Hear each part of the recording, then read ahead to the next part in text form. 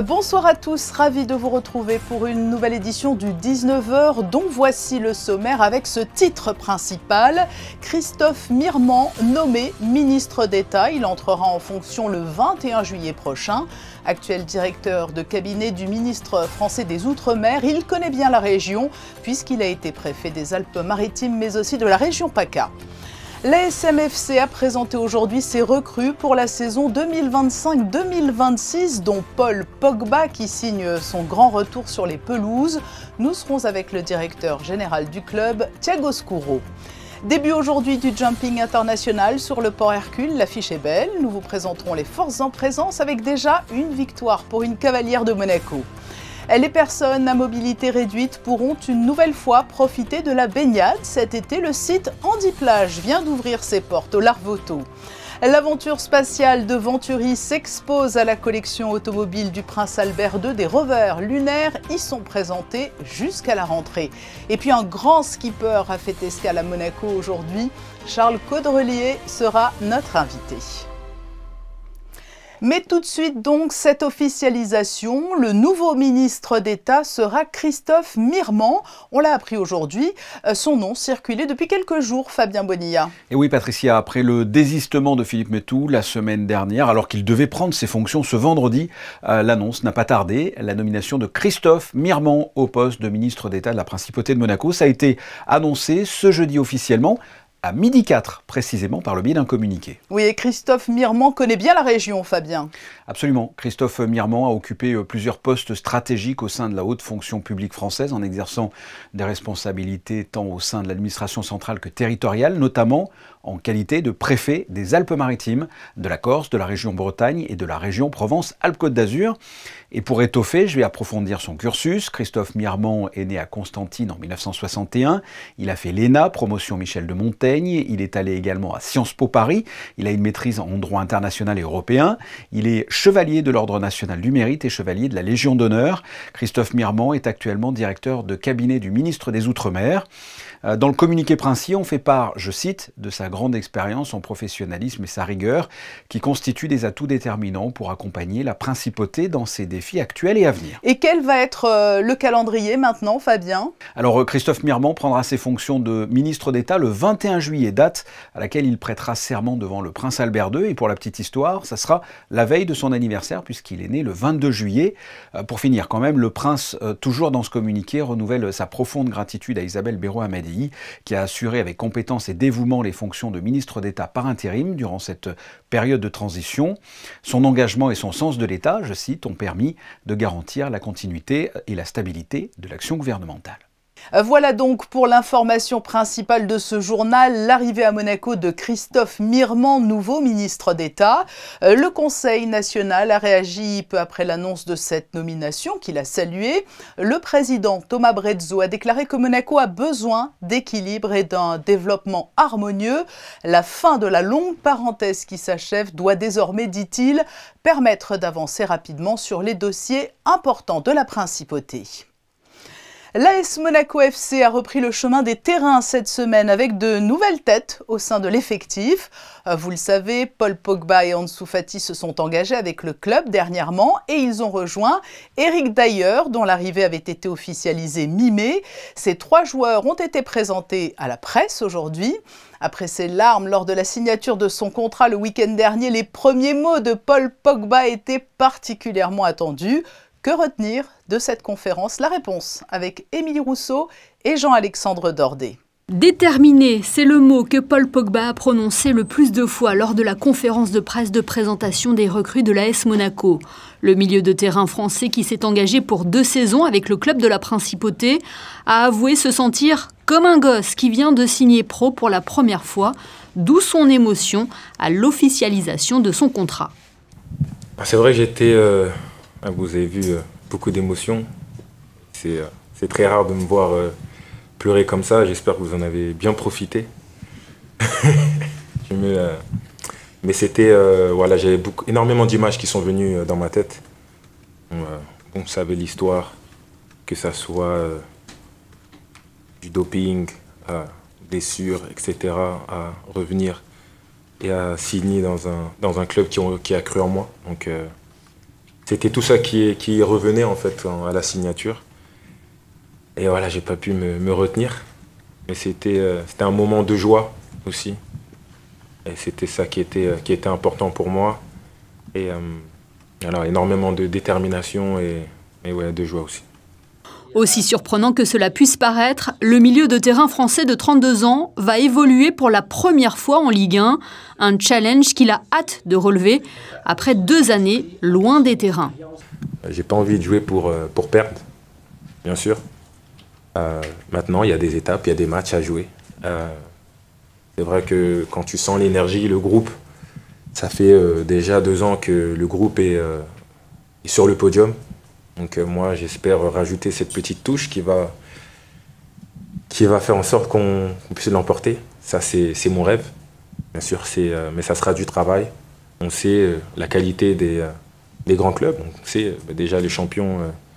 Peut-être aujourd'hui, le champion, le PSG, est peut-être la meilleure équipe en Europe aujourd'hui. Donc c'est un bon challenge pour tout le monde, pour nous. Pour moi, juste de venir... Pour les joueurs qui sont arrivés, bien sûr, nous, on est venu ici pour gagner et c'est parce qu'on y croyait aussi. C'est pour ça qu'on est là. Paul Pogba retrouve donc une place de choix en Europe, tout comme Ansu Fati, qui souhaite relancer sa carrière sous les couleurs de l'AS Monaco. Le jeune attaquant espagnol a été prêté pour une saison par le FC Barcelone. Aquí vengo a disfrutar del fútbol. Que hace tiempo bueno que no estoy teniendo esa oportunidad y nada, aquí vengo a disfrutar, a aportar lo máximo que pueda al club y ojalá podamos hacer grandes cosas. Eric Dier est lui arrivé libre du Bayern Munich. Le défenseur anglais débarque en principauté pour apporter son expérience. Pour lui, rejoindre l'AS Monaco était la meilleure décision. Yeah, obviously it was a new experience for me being in that situation at the end of a contract, but I made the best decision that I thought for myself and my family, and I had really great conversations with Thiago and Carlos and then with the coach, and I was very excited by the proposition that they made me and what they have been doing here and are still building on. So that was everything I needed and something that excited me a lot and made it a decision I was really happy with. Ces 3 nouveaux renforts ne sont que les premiers annoncés. D'autres noms devraient suivre dans la droite lignée des ambitions du club pour la saison prochaine. Et pour évoquer ce mercato, nous sommes en duplex avec le directeur général de l'AS Monaco FC. Bonsoir Thiago Scuro. Bonsoir. Vous envoyez un message fort avec ce mercato ambitieux. Yes, we are very happy with the way we started our preseason, being able to announce 3 profiles that we are very exciting about their capacity to be in Monaco: Eric Dier, Ansu and Pogba. For sure those players will add value to what we are doing. The market is just starting, a lot to come, but we are pretty confident that those players will add a lot to what we already have. C'est le nouveau format de la Ligue des Champions et la concurrence qui vous oblige aussi à être plus compétitif pour renforcer l'effectif? Yes, for sure. This was a key aspect in our plan for the summer. The experience of last season, playing more games on the group stage of Champions League, having a very strong January, coming back from the break, playing 2 games a week systematically, provided some changes in our plan. We expect to have a squad a bit bigger, also preparing some adaptations on the training process during this period. Well, it's a continuous learning that we are applying to make Monaco stronger year by year. Vous avez présenté aujourd'hui à la presse les 3 nouvelles recrues. Celle qui attire l'attention, bien évidemment, c'est Paul Pogba. Comment s'est passée la première prise de contact?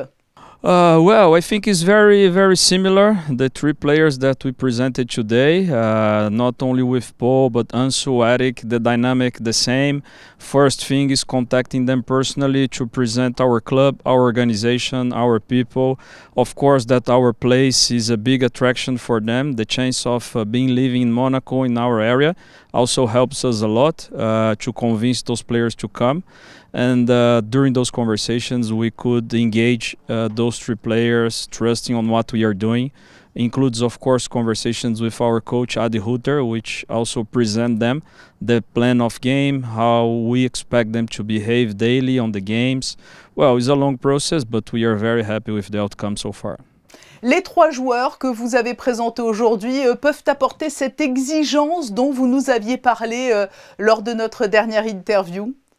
Well, our formula is the same, is finding the balance, bringing players like Paul and Eric, which are experienced players with many years on top level in the industry. I would say that Ansu is a young player.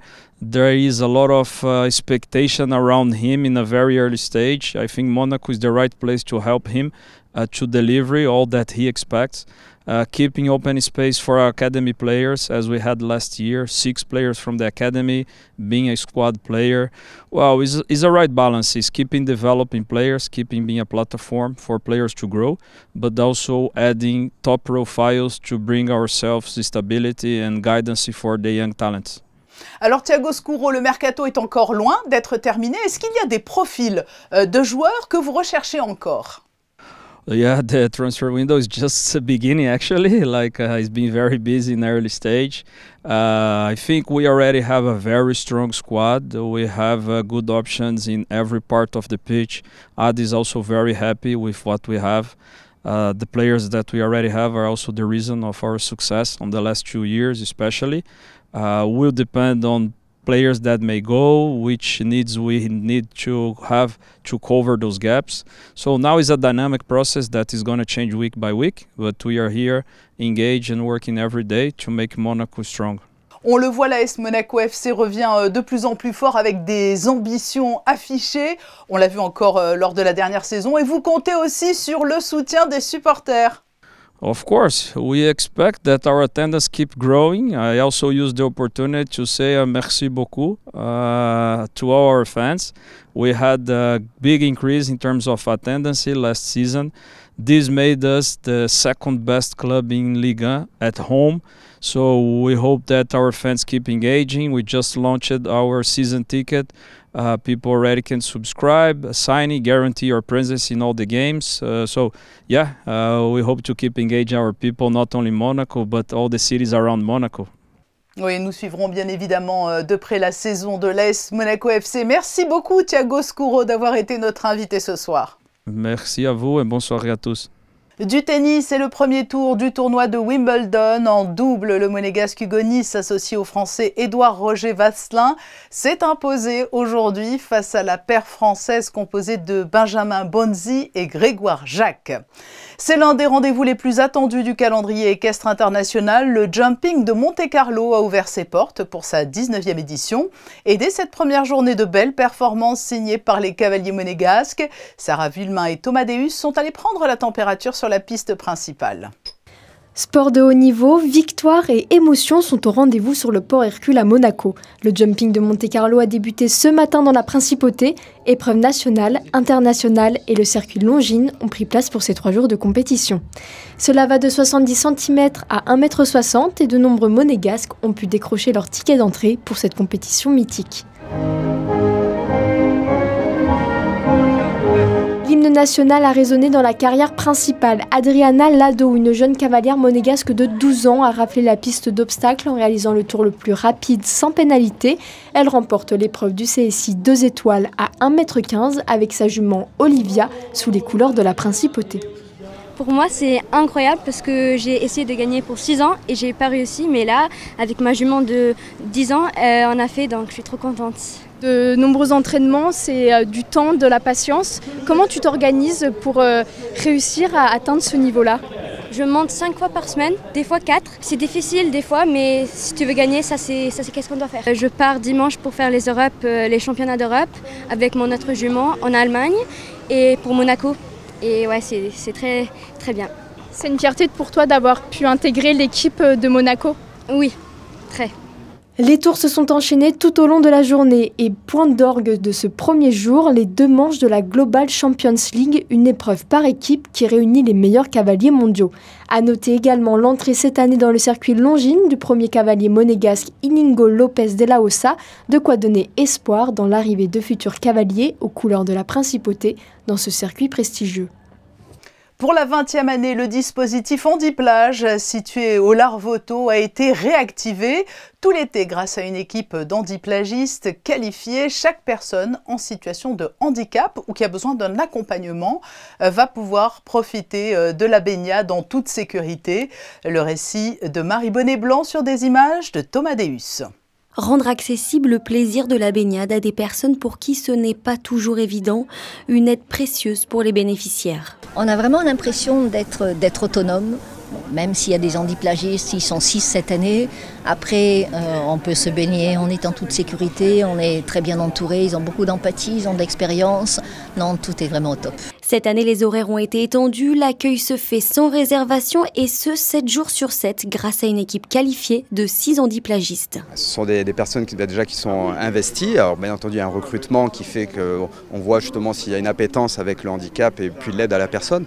Et puis derrière, on est content puisque ça permet à des étudiants d'avoir justement une première expérience professionnelle et qui est valorisante, voilà, puisqu'on a un public qui est très chaleureux et qui fait beaucoup de retours. Un projet qui continue d'évoluer car chaque année les aménagements changent et les besoins augmentent. Dans une situation de handicap, on s'aperçoit que le monde n'est pas du tout adapté. Et donc se déplacer, aller aux toilettes, se doucher, accéder à l'eau, sortir du parking, payer le parking, aller au restaurant, aller aux toilettes, tout est difficile. Et donc notre boulot, c'est d'adapter ces situations, adapter ces infrastructures pour faire en sorte que les personnes en situation de handicap, quel que soit le handicap, parce qu'il n'y a pas que le handicap moteur, trouvent un monde qui leur soit adapté et vivable. Ce dispositif est disponible tout l'été jusqu'au 31 août prochain. À la collection automobile de son Altesse Sérénissime le Prince Albert II, une nouvelle exposition est à découvrir jusqu'au 2 septembre, celle de l'entreprise monégasque Venturi, avec 4 engins robotisés, des rovers lunaires dont l'un sera sur la Lune dans 6 mois à peine. Je vous propose d'écouter le directeur technique de Venturi Space Monaco, Franck Baldé, est au micro de Fabien Bonilla. Depuis 25 ans, Gildo Pastor nous a envoyés sur des missions terrestres dans le véhicule électrique. Et il a décidé d'ouvrir une nouvelle voie, une nouvelle expérience sur la Lune. Et donc on présente aujourd'hui jusqu'au 2 septembre les projets potentiels qui iront sur la Lune. C'est tout d'abord le rêve de Gildo Pastor d'associer son enfance avec la vision du spatial et les missions Apollo et son savoir-faire dans les véhicules électriques. Et l'association de ces deux idées nous amène à ces véhicules innovants et challengeants. Parce que la Lune, c'est un environnement très hostile. Les températures sont très basses, moins 170 degrés, mais très hautes aussi, plus 150 degrés. Donc il faut développer des nouveaux matériaux, il faut développer des roues compatibles avec ce sol lunaire, des batteries qui puissent supporter ces températures. Oui, il y a 3 véhicules qui sont fournis par notre partenaire stratégique Venturi Astrolab des États-Unis.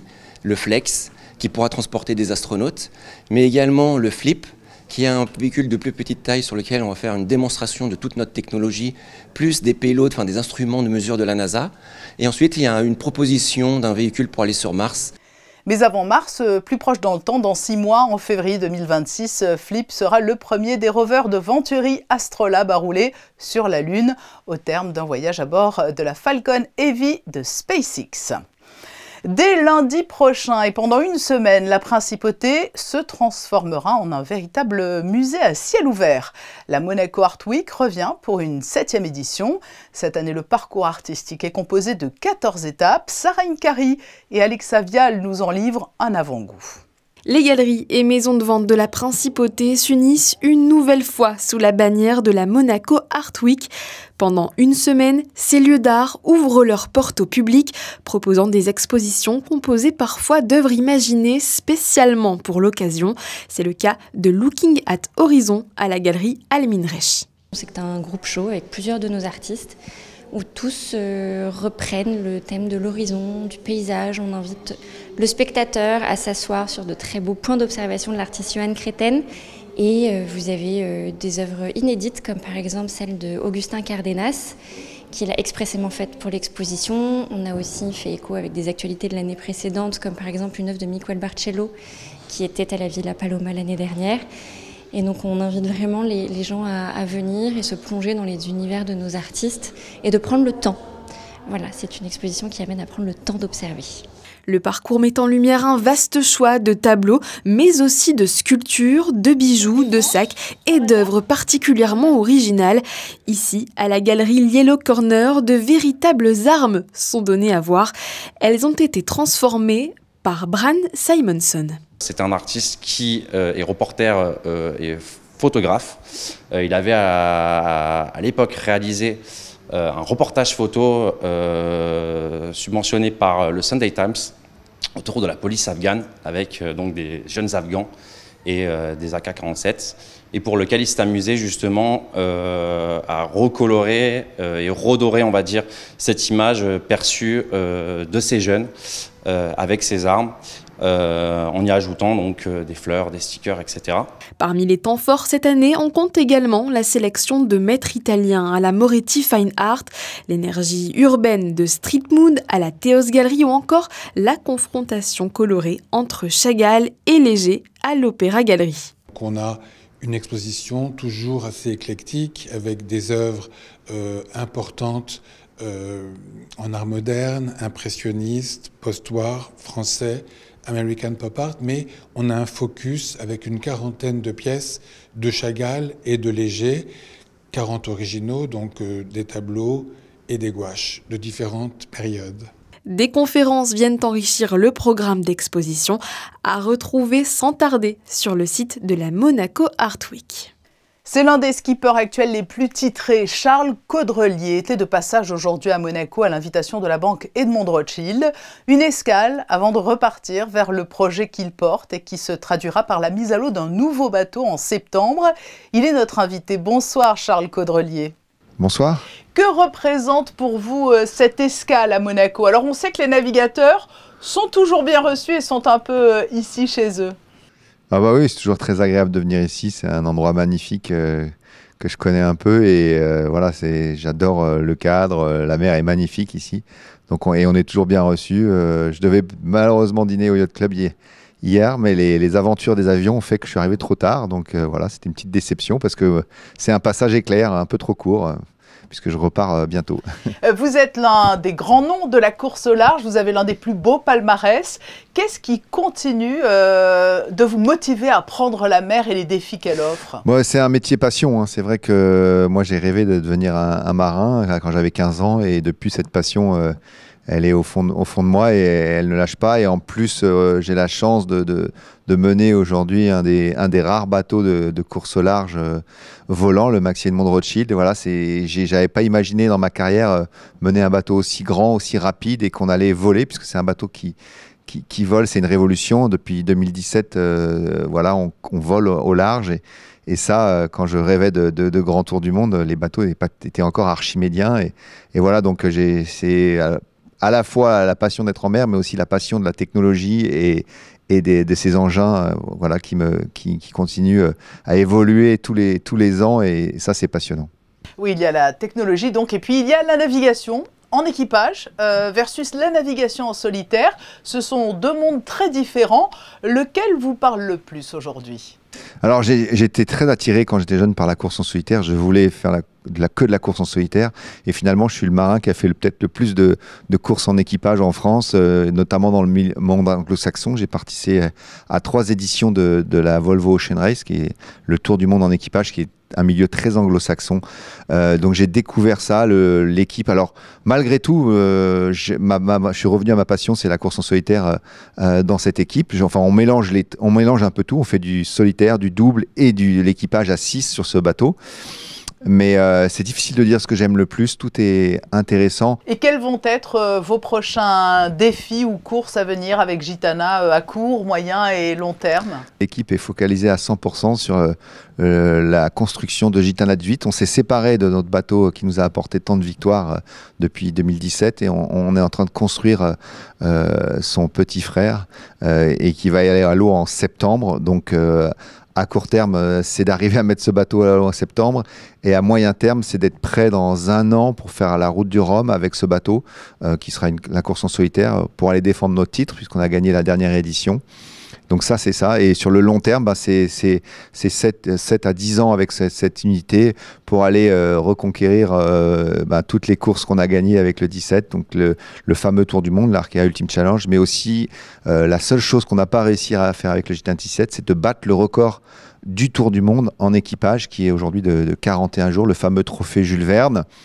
On a tenté, on a échoué et on va, voilà, donc c'est la grosse déception de ce bateau, la seule tâche à son palmarès de Gitana 17. Donc on espère que son petit frère, la Gitana 18, va nous apporter beaucoup de bonheur et nous permettre d'aller conquérir et de descendre peut-être la barre des 40 jours.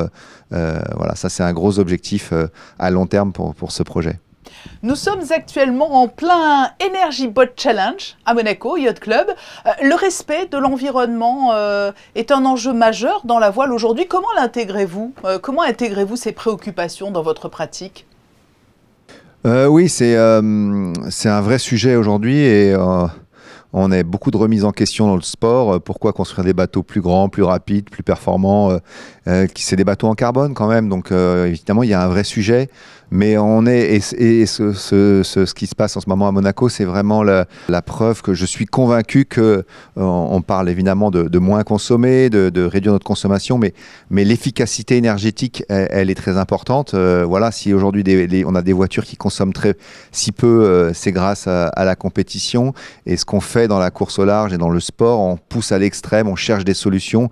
Moi, mon bateau, c'est d'essayer avec une énergie naturelle qui est le vent, d'aller le plus vite possible, donc d'avoir la meilleure efficacité énergétique. Et je pense qu'il y a des vrais sujets qui vont servir plus tard dans le monde par exemple du transport maritime. On voit de plus en plus de bateaux qui s'équipent de voiles et je pense que les foils, le fait de voler, ça vous permet d'aller plus vite, mais ça vous permet d'aller plus vite parce qu'avec la même énergie, vous allez plus vite. Donc ça peut aussi vous permettre de consommer moins à vitesse égale. Donc on est convaincu que ce qu'on fait et que la technologie est un vrai levier pour le futur.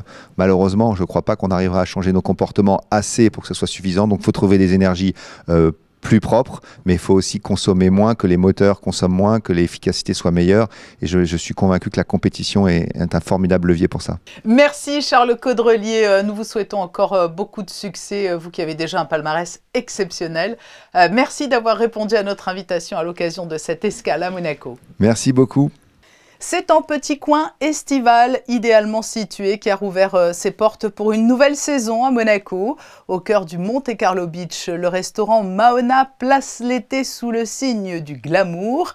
Et cette année, vous allez le voir, un tout nouveau concept vous attend. Les explications de Christina Petit-Homel et Camille Caloni. Réinventé en 2023 par la Société des Bains de Mer, le restaurant Maona, habitué à faire revivre l'esprit festif de la Côte d'Azur des années 60 et 70, plonge cette saison dans une toute nouvelle ambiance. Exit le décor rétro-chic, place dorénavant aux couleurs emblématiques de la mythique île grecque de Mykonos. Et si la cuisine reste raffinée et résolument méditerranéenne, c'est la gastronomie grecque qui s'invite désormais dans les assiettes, toujours avec cet esprit de convivialité qui fait la réputation du lieu. Au Maona, les plats phares, on va dire que c'est vraiment basé sur le poisson. On a du poisson sauvage qui nous arrive tous les jours.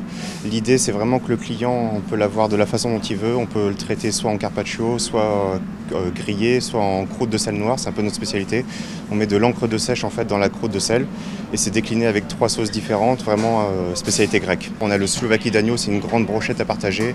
On a la salade grecque, on a du tiropita, des saganaki. On a vraiment des formes fortes items en grec. Et ensuite, on a toute une déclinaison de plats méditerranéens qu'on peut avoir. Mais Maona, c'est aussi une expérience festive. Chaque jour, l'établissement s'anime pour une immersion totale dans l'art de vivre méditerranéen. Si la recette du succès reste inchangée, pour le plus grand plaisir des habitués et des visiteurs de passage, les soirées musicales laissent désormais place à des après-midi festifs jusqu'au coucher du soleil. L'objectif était d'amener une offre de fête de jour à Monaco pour pouvoir proposer à notre clientèle de l'hôtel et à la clientèle de la Principauté de venir profiter de déjeuners festifs en plein été, en premier service à 13h et en second service à 15h. Dans un premier temps, vous pouvez profiter du premier service qui est kids friendly, pet friendly, pour pouvoir réunir tout le monde autour de nourriture à partager grecque signée par notre chef. Et vous pouvez également venir au second service si vous avez l'âme un peu plus festive pour profiter tout autant des plats et ensuite danser sur les tables avec la musique et le coucher du soleil. Nous avons préparé une programmation artistique avec plusieurs DJ différents, des performeurs, saxophonistes, percussionnistes qui viennent animer les après-midi de manière différente pour pouvoir fournir une offre diversifiée tout l'été.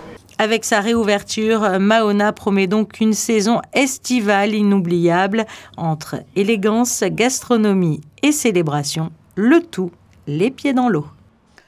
Un nouveau titre pour l'équipe féminine du Cercle d'échecs de Monte-Carlo. Elle vient d'être sacrée championne de France 2025. Une victoire qui confirme la place de l'équipe monégasque parmi les meilleures formations européennes. La compétition s'est déroulée les 28 et 29 juin et avec cette victoire, le Cercle d'échecs de Monte-Carlo réalise un magnifique doublé après le sacre déjà de 2024, ajoutant un 3e titre français à son palmarès après celui de 2019. Ce journal touche à sa fin. Je vous en rappelle le principal titre est la nomination de Christophe Mirement au poste de ministre d'État. Il prendra ses fonctions le 21 juillet prochain.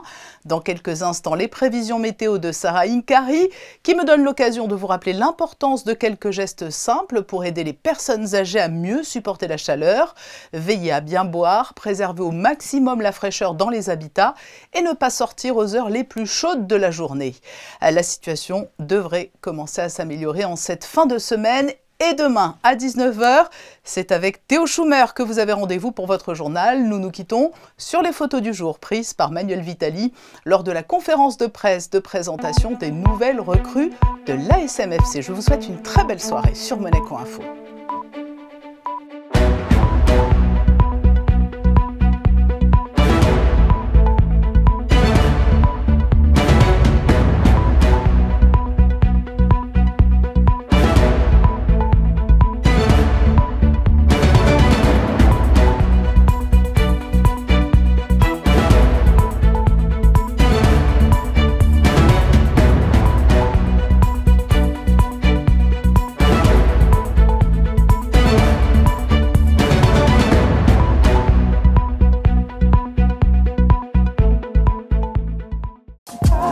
Retrouvez la météo avec Maya Bay, le restaurant référence thaï japonais de Monaco. Bonsoir à tous, pas de grands changements prévus demain. Au programme un ciel azur et des températures toujours aussi chaude. La maximale sera de 25 degrés le matin et l'après-midi, le mercure va grimper jusqu'à 30 degrés. Vous l'aurez compris, l'épisode caniculaire se poursuit sur le quart sud-est de la France et par extension Monaco. Soyez vigilants et protégez les plus fragiles. Enfin, ce vendredi 4 juillet, il y a une pensée pour les florents de votre entourage. Cette journée sera aussi marquée par la fête de l'indépendance aux États-Unis. Belle soirée avec nous sur Monaco Info. C'était la météo avec Maya Bay, le restaurant référence thaï japonais de Monaco.